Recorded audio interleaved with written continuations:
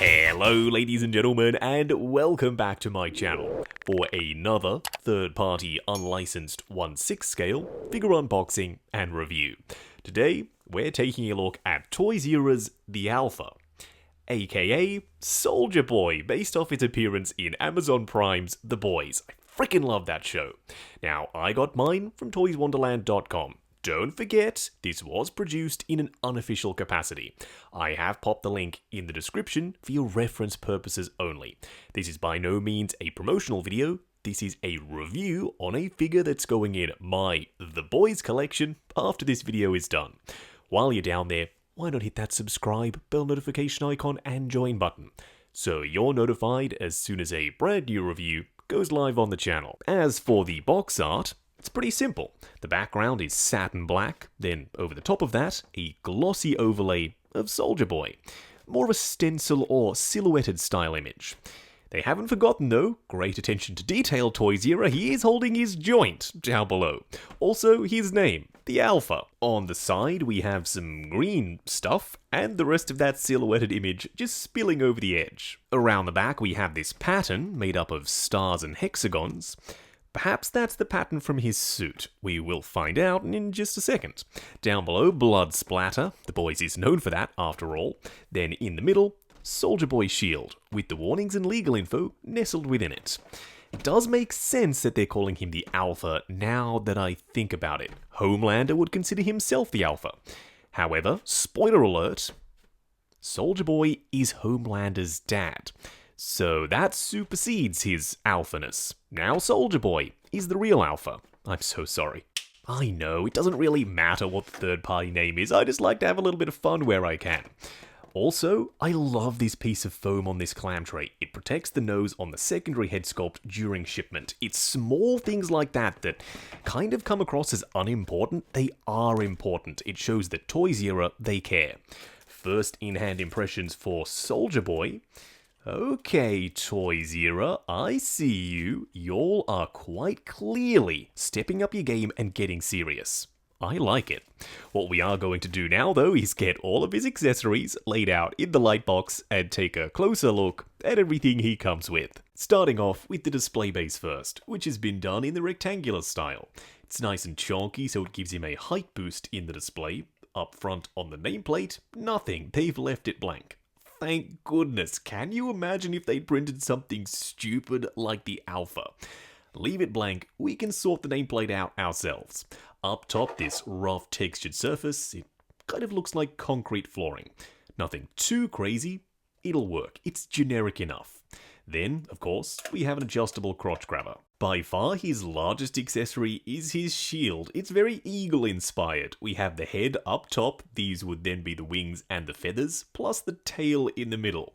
Then a star, for some reason, eagles, stars, freedom, soldiers, I guess it works. The paint applications are great, it looks like metal. It isn't, this is made of plastic. There's this mottled texture on the surface, so it doesn't look brand new. Then so many washes in the crevices, in the main sections and also on the battle damage. Around the back, more paint applications. There's brush work, so it looks like brushed metal. Rivets sculpted in, washes in the crevices that remain. Then some rubbery plastic straps and some clips, just like a Hot Toys Captain America shield. We do get two completely different head sculpts, not only in terms of expression, but also in terms of style. One has a helmet, whereas the other doesn't. It's unhelmeted. I will be discussing these head sculpts in a lot more detail on the actual body. For now, what do I think of them?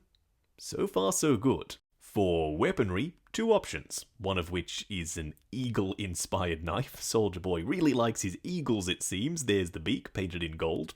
And you can remove it from the sheath. The back portion of the blade is serrated, whereas the sharp edge is done in a silver finish. It's nice and metallic. For his 1911, the star on the holster, so star and eagle, they persist. You can remove it from the holster. The only thing that moves, though, is the magazine, and it falls out constantly. It does not want to stay in the pistol. Maybe I can do something to fix it. We'll have to wait and see. The pistol itself is painted in gunmetal. There's a sheen to it. There's also some silver dry brushing. Then the handle is nicely textured, painted in brown. If you spotted this out of the corner of the accessory pile and you thought, oh, he comes with a pen, that's interesting, maybe he's signing autographs. That's his joint? Yeah, he comes with a 1/6 scale joint and a hand specifically molded to hold it. This is some next level stuff from Toys era. I can't say I've ever seen anything like this before. The joint is fully sculpted rather than being paper. There's some paint on it, specifically towards the end, where it looks like it's been lit. There's a touch of red paint and some black wash as well. Yep, that's a thing now. 1/6 scale figures just lighten up in your collection. If you wanted to, you could always give that to someone else, I suppose.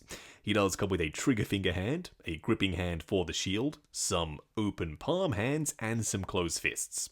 There is skin texture on the exposed skin for the fingerless gloves. The gloves themselves do have some wrinkling, and the panel on the back of the hand is accurate to the show. The only complaint I have is that the red colour is a touch dark. What we are going to do now, though, is get Soldier Boy himself out here. Standing straight up and down in the light box, no crazy poses or accessories or anything like that. That is Soldier Boy. Toys era, your figure fits the brief. There is no question about it. Is he perfect? No, he's not perfect. He comes close in certain areas, in others, some very minor things let him down. The proportions are good, he fills out the suit where he needs to. Except for the hands. Something about them looks off. Are the hands too big, or are the arms too small? I don't know. It doesn't ruin the entire figure, and in a pose, you can definitely get around it. The suit looks accurate. I love the dark, dingy colors. And that head sculpt, even from a distance, is so much better than I ever thought was possible from Toys era. They are stepping up close and personal, kicking things off with the unhelmeted head sculpt. We do still have to pop on the helmeted one, and we will in just a second. I like this head sculpt. For those of you who don't know, the sculptor who actually made this is known as Yixi. Yixi makes Hot Toys head sculpts. They did Cobb Vanth's head sculpt. So seeing as though this was done by a Hot Toys level artist, I had very high hopes for the sculpt itself. Does it deliver? Yeah, I think it does. It looks just like him. The likeness is there. I dig the expression with the furrowed brow. He also has this dangly piece of hair around the front, and the beard goes all the way down to the neck. The only thing that lets him down ever so slightly, the paint applications. It's close to being a Hot Toys quality head sculpt in its entirety. But it doesn't quite make it. There's this 5 to 10% jump that they need to make to get there, and I have every confidence that eventually Toys era will. Is it a bad head sculpt? Hell no. Is it a great head sculpt? It's so freaking close to being exceptional, I would peg it at great. Just me personally. Look, for the price point, I think great is a really good place to be. If it was a terrible head sculpt like I thought this one was going to be, then they would be in trouble. This one, also really good. I can see the likeness with this head sculpt as well. The eyes are nicely painted, wet and glossy looking. That smirk adds personality, especially with the head tilt. The beard has multiple layers of paint to it and some sculpted in texture. Thank you, Yixi. Then the helmet also has texture, plus this gold shading and some silver dry brushing. It's not too small, and it's not too big. Everything fits in proportion. Around the back, we have a star. I never noticed that detail on the costume. However, Toys era did, and it is here. It's kind of embossed or imprinted into the surface. I always get confused. I think embossed is the other way. The edges would be embossed, these pieces. You have some stitching around this panel, and it is a separate floating panel. It's attached with Velcro, so I suppose it is adjustable if you need it to be. There is only one detail, one very small thing that's not accurate on this suit. It's these stripes right here. They shouldn't be connected to the main big black stripe that makes up this V with the star in the middle. That's it. Everything else is accurate to the show, at least as far as I can tell. He's got this funky scarf thing with the buckle on the side. It's wired. Why? I don't even know, but I don't care. I love that it's wired. That means you can pose it. If you find that it's not sitting up high enough, well, not an issue. You can pull it up higher. Or if you want it sitting lower so you can expose more of his neck, you find the proportions are funky, you can do that too. We've got some buckles and straps connecting to the back panel, this V Vort symbol with the eagle, another eagle around the front, more straps. These are actual straps, not sculpted. However, this armor plate is sculpted, so is this one. His belt is a rubbery floating piece of plastic, so you can move it up and down. And if you wanted to, you could always heat it up and shape it to have it pinch in just a little bit tighter. He also has that Vought eagle symbol on the other side. The suit material itself, kind of interesting. It almost feels like a Hot Toys Captain America suit. Think Endgame cap. There is this rubbery screen-printed texture on the surface. You need that to get all the detail across. These little dots, they're actually mini stars in a hexagon pattern, just like we saw on the back of the box. Surely I'm not the only one who didn't notice this in the show. Apparently he had either a holster with a 1911 or a knife with a sheath, and you can switch them out. There's just this little strap sewn in on the red part of his pants, whereas on the other side there is a pocket. It feels like a working pocket too, if you wanted to pop something in there. There's dirt and grime everywhere, which I haven't mentioned yet. It is a lot more visible in person, and I mean everywhere. On the red sections, there's a black wash, then we have some brown wash on the green sections, and all of the armor pieces, they've got this subtle dry brushing on the surface. The pants, also made of that rubbery style fabric. Then for the boots, they're a split cut boot design. Thank you, Toys Era. There's some wrinkling sculpted in and a subtle leather green texture. Then for the boot itself, fully sculpted tread. I thought I'd quickly mention the shield. It works in the exact same way as a Hot Toys Cap figure. You have two options. You can slide off the hand, already attach it to this strap, then slide this strap over the forearm, connect the hand, job done. Or you can do it the way more tricky way. You can unbuckle both of these, you can clip them in over the top of this forearm, trying to wedge your fingernail in there and push it in position. Slide it through the hand while it's popping off constantly, then plug it in place. Just do it the first way, it's way easier, trust me. For a quick side-by-side comparison, on the left, Toys Era's Soldier Boy, on the right, So-So Toys Butcher.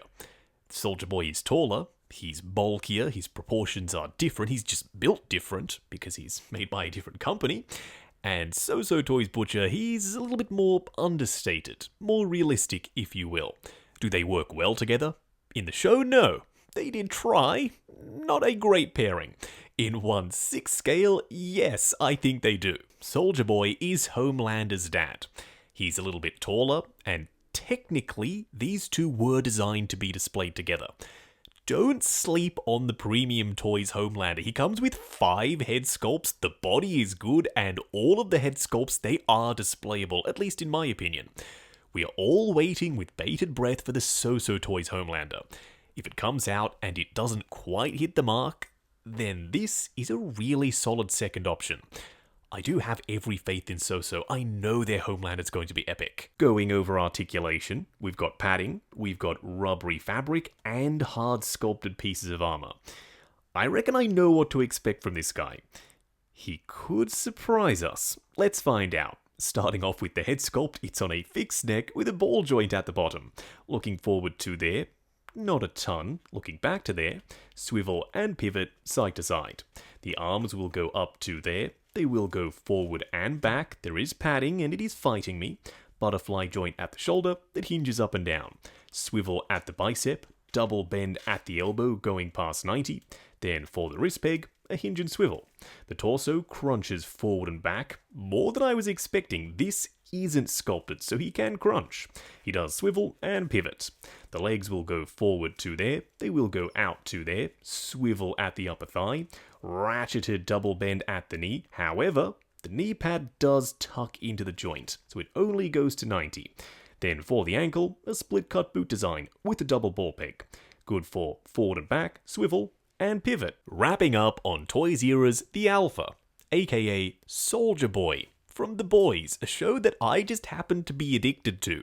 When companies started announcing The Boys figures, I was very, very excited, and now that they're releasing, even more excited. Is this guy good? No. He's great. This is a very solid figure. Third-party companies, they are competing to make the best versions of these characters in 1/6 scale. Then we have Star Race, making absolute turds, and they are the ones with the license. How did that happen? I have no idea. This figure is on point. Why would you get this one now, though, over the So-So one, just waiting and seeing what they bring? I'll give you a couple of reasons. Number one, it's readily available. Number two, it can pose well, not perfect in the posing department. I like the array of accessories. You get 2 different head sculpts done by a Hot Toys level artist. Yixi, the sculptor here, works with Hot Toys. You know this sculpt is top tier. The paint applications on top of the sculpt do let it down ever so slightly. Not a deal breaker, you can still tell exactly who this is supposed to be. I'm hoping you can hear my excitement. I love this figure. I have no problem whatsoever putting this guy in my boys collection. And when the So-So Toys one comes out, I'll pick up that one, we'll do a comparison and see once and for all which one is better. I got mine from toyswonderland.com. Do bear in mind this is a third-party, unlicensed, unofficial figure. I have popped the link in the description below for your reference purposes only. If you are heading down to the description, why not hit that subscribe, bell notification icon, and join button if you like the sound of seeing your name in the end credits of my reviews. Like, comment, and subscribe, and we'll catch you in the next video.